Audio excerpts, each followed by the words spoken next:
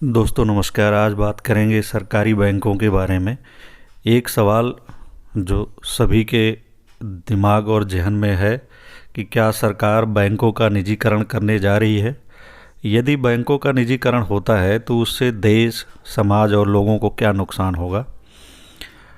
आपने देखा है कि पिछले 2 दिन बैंक कर्मचारी और अधिकारी भी विभिन्न बैंक संगठनों के बैनर तले उन्होंने देश भर में हड़ताल की और उनका मुख्य विरोध ये था कि सरकार बैंकों का निजीकरण ना करे।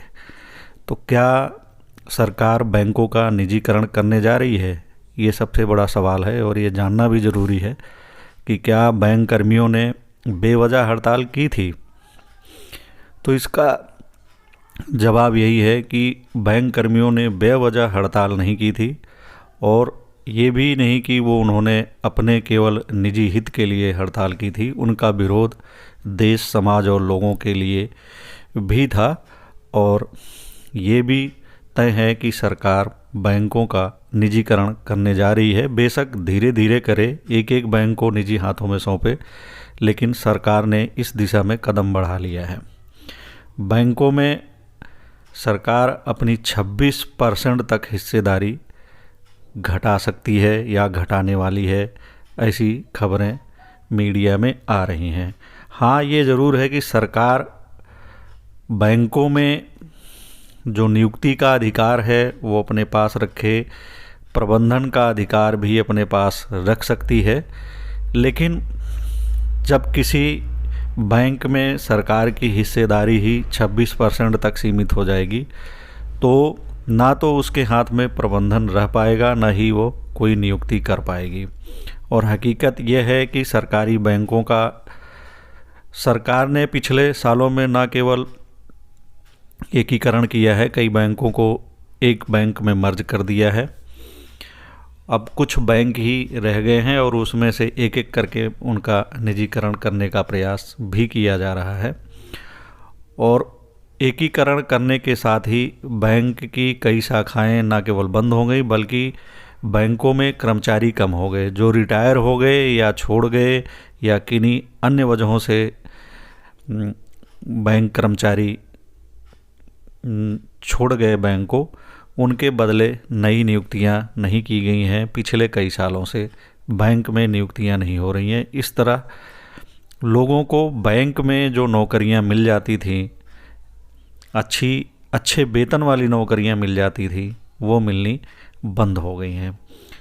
तो निजीकरण के जो विरोध में, बैंकों के निजीकरण के विरोध में सार्वजनिक बैंकों के कर्मचारियों ने हड़ताल की थी। तो इसी बीच ये खबर भी आई कि सार्वजनिक बैंकों में सरकार अपनी न्यूनतम हिस्सेदारी घटाकर आधी करने पर विचार कर रही है। अभी सरकारी बैंकों में केंद्र की जो न्यूनतम हिस्सेदारी है वो 51% है। 51% है सरकार की बैंकों में हिस्सेदारी, जिससे वो प्रबंधन का अधिकार अपने पास रखती है और सारे फैसले सरकार लेती है। लेकिन जब यही हिस्सेदारी 26% तक पे जो है सीमित हो जाएगी, तब वो ऐसे फैसले नहीं ले पाएगी और जिसके पास ज़्यादा हिस्सेदारी होगी वो प्रबंधन में अपनी चलाएगा। तो सरकार अपनी हिस्सेदारी 26% तक लाने के कानून में बदलाव कर सकती है या करने वाली है। हिस्सा घटने के बाद भी प्रबंधन में नियुक्ति का अधिकार सरकार के पास रहेगा, ऐसा कहा जा रहा है। लेकिन हकीकत में ऐसा कितना हो पाएगा ये तो आने वाला समय बताएगा। लेकिन आशंका यही है कि ऐसा कुछ भी नहीं रह पाएगा जब सरकार की हिस्सेदारी 26% तक सीमित हो जाएगी। ब्लूमबर्ग ने दावा किया है कि सरकार बैंकिंग नियमन कानून में बदलाव का प्रस्ताव बना रही है। इसके तहत बैंकों में अपनी हिस्सेदारी 51% से घटाकर 26% तक लाएगी। सरकार प्रस्तावों को मंजूरी मिलती है। अगर इन प्रस्तावों को मंजूरी मिलती है तो सरकारी बैंकों के निजीकरण की राह एकदम से आसान हो जाएगी। साथ ही इससे विदेशी निवेशकों को संसद की मंजूरी के बिना ही बैंकों में बड़ी हिस्सेदारी खरीदने की छूट मिल जाएगी। यानी कि जो विदेशी बैंक हैं वो भी हमारे बैंक को खरीद सकते हैं जो विदेशी निजी बैंक है। हालांकि कानून में सरकार के पास प्रबंधन में नियुक्ति का अधिकार पहले की तरह बनाए रखने का प्रावधान होगा, ऐसा कहा जा रहा है, ऐसा दावा किया जा रहा है, लेकिन ऐसा हो पाएगा ये बिल्कुल भी मुमकिन नहीं है।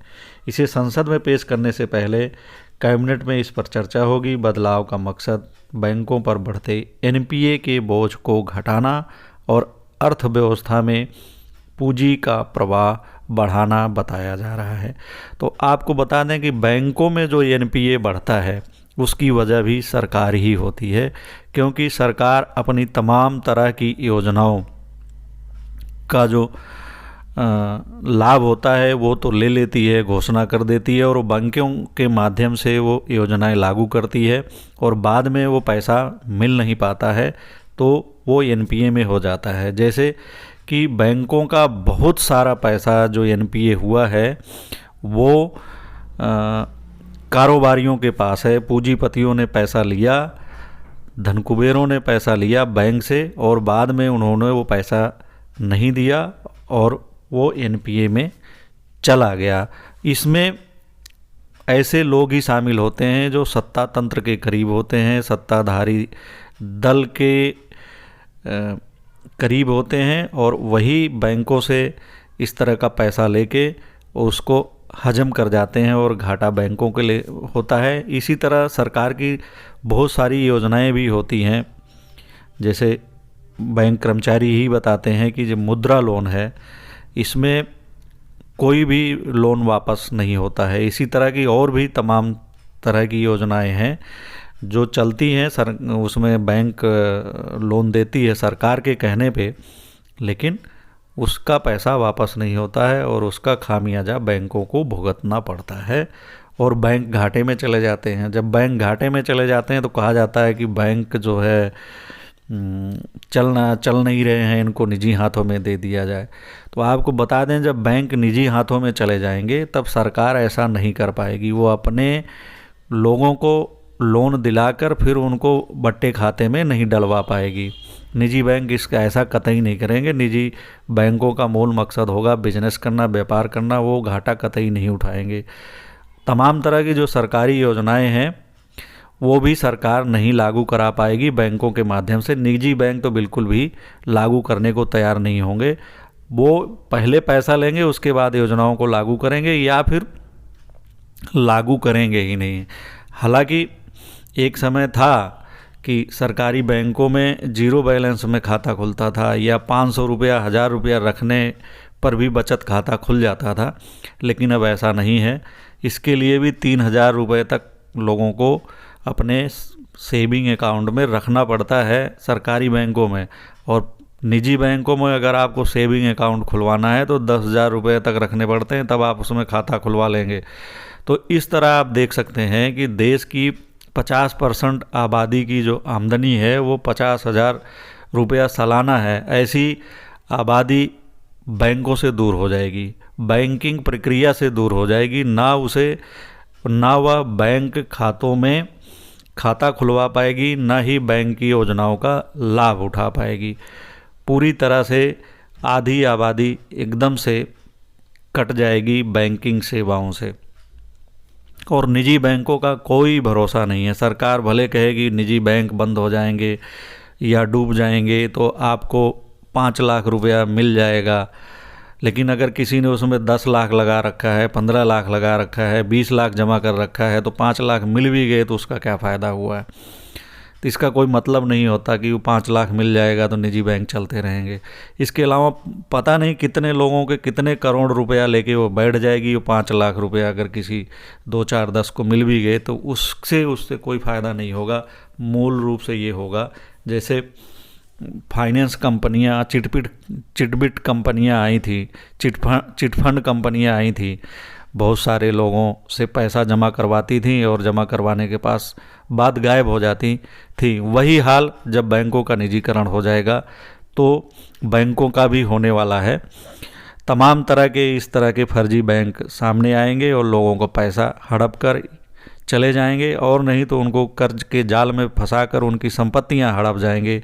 ऐसे बैंक सामने आएंगे। इसके अलावा बैंकों में चलेगी मोनोपोली, पहले से स्थापित निजी बैंक दूसरे बैंकों को उभरने भी नहीं देंगे। इस तरीके से उनका संचालन भी नहीं होगा। और जब कुछ निजी बैंक ही रहेंगे तो वह अपनी मनमर्जी चलाएंगे, वहाँ पे जनता की बिल्कुल भी नहीं चलेगी। जैसा चाहेंगे वैसा उनका काम चलेगा। अभी वो बचत खाता यानी सेविंग अकाउंट 10,000 रुपया जमा करने के बाद खोल रहे हैं, कल को वो 20,000 भी कर सकते हैं, 15,000 कर सकते हैं, 50,000 भी कर सकते हैं। तो ऐसे में आम आदमी पूरी तरह से बैंकों से दूर हो जाएगा। इसके अलावा जो निजी बैंक हैं वो अपने यहाँ कर्मचारी रखते हैं, बहुत कम वेतन देते हैं, बहुत कम वेतन पे बहुत ज़्यादा काम लेते हैं, 8 घंटे के बजाय 12-12 घंटे काम लेते हैं और बहुत कम वेतन देते हैं। इसके बनिस्बत अगर सरकारी बैंक होता है तो वो अच्छा वेतन देता है, उससे उनमें काम करने वाले कर्मचारियों अधिकारियों की जो जीवन स्तर होता है वो बेहतर होता है बनिस्बत निजी बैंकों के। तो लोगों का एक जो सुरक्षित रोज़गार का, अच्छी आमदनी वाले रोज़गार का जो ज़रिया है वह भी ख़त्म हो जाएगा। इस तरीके से समाज को काफ़ी नुकसान तो होगा ही, समाज को नुकसान होगा तो देश का नुकसान होगा, देश की उन्नति नहीं होगी, देश का विकास नहीं होगा। अभी तमाम तरह के सरकारी योजनाओं में सरकारी बैंक पैसा लगाते हैं, अपना योगदान देते हैं, उसके बिना पर सरकारी योजनाएं चलती हैं, सरकारी प्रोजेक्ट चलते हैं, परियोजनाएं बनती हैं। लेकिन जब सरकारी बैंक नहीं होंगे और सारे निजी बैंक हो जाएंगे तो सरकार किसी भी योजना को ना लागू कर पाएगी, ना कोई परियोजना लागू कर पाएगी, ना कोई प्रोजेक्ट लागू कर पाएगी। सरकार पूरी तरह से निजी बैंकों पर निर्भर हो जाएगी और निजी बैंक जो चाहेंगे वही होगा।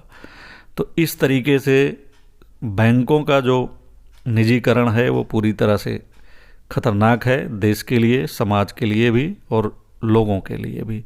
तो पिछले दिनों जो सरकारी कर्मचारियों ने विरोध किया वो बिल्कुल जायज़ है। हालांकि सरकारी नौकरी लग जाने के बाद बहुत सारे लोग जनता को परेशान करते हैं, ठीक तरीके से काम नहीं करते हैं और वो नौकरी लग जाने के बाद उनका व्यवहार जनता के प्रति काफ़ी संकीर्ण हो जाता है और ये उचित नहीं है। लेकिन यदि सरकारी बैंक ही नहीं रहेंगे तो उनकी नौकरी भी नहीं रहेगी, तो उनकी संकीर्णता भी चली जाएगी।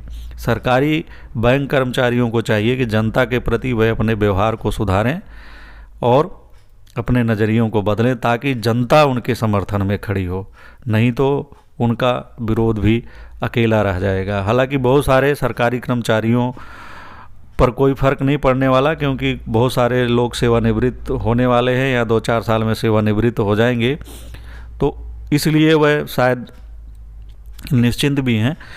लेकिन आने वाली पीढ़ी को ऐसे लोग क्या देकर जाने वाले हैं, ये एक सोचने वाली बात है। नमस्कार दोस्तों, उम्मीद करता हूँ कि आपको वीडियो पसंद आएगा, तो चैनल को सब्सक्राइब ज़रूर करिएगा। नमस्कार, मिलते हैं अगले वीडियो में।